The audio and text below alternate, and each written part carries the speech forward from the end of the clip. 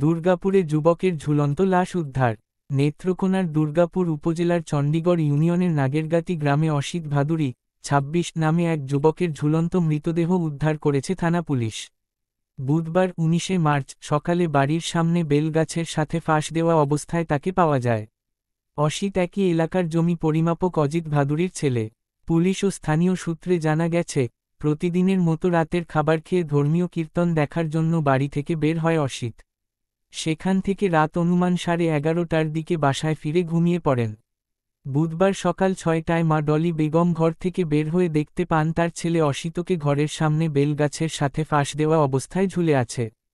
পরবর্তীতে তার ডাক চিৎকারে আশপাশের মানুষ ছুটে এসে অসিত বেঁচে আছে মর্মে গাছ থেকে নামিয়ে দুর্গাপুর হাসপাতালে নেওয়ার প্রস্তুতির সময় অসিতের মৃত্যু হয়। মৃত্যুকালে বাবা, মা ও এক বোনসহ অসংখ্য গুণগ্রাহী রেখে গেছেন।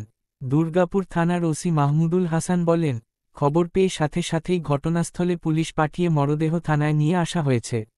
এ ঘটনায় একটি অপমৃত্যুর মামলা দায়ের করা হয়েছে। মৃতদেহ ময়না তদন্তের জন্য নেত্রকোনা আধুনিক সদর হাসপাতাল মর্গে পাঠানো হয়েছে।